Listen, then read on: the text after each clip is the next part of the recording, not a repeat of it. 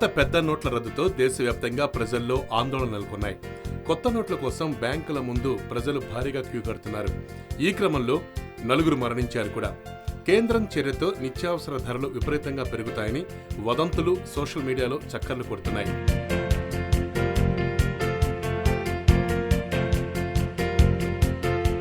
ఈ వదంతులు నిజం చేస్తూ ఉత్తరప్రదేశ్లో కిలో ఉప్పు ధర ఏకంగా 250 రూపాయలకు ఎగబాకిందనే పుకార్లొచ్చాయి. శుక్రవారం ఉత్తరప్రదేశ్ నుంచి వెలువడిన వార్తలను బట్టి ఆ రాష్ట్రంలో ఉప్పు కొరత ఏర్పడిందని ప్రజలు భయాందోళనలో మునిగిపోయారు. ఇందుకు కారణం ఉత్తరప్రదేశ్లోని మొరాదాబాద్ పట్టణంలో కిలో ఉప్పు 250 రూపాయలకు అమ్ముతున్నారనే వార్తలొచ్చాయి.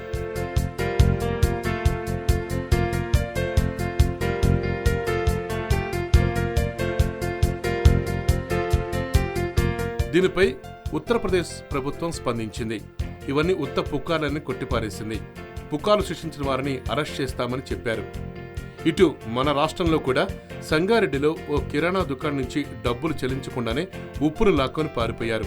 ఉప్పు ధర పెరిగిందన్న ప్రచారం నేపథ్యంలో ఇదే అదనుకు ఉప్పు వ్యాపారులు కిలో 40 రూపాయలకు విక్రయిస్తున్నారు.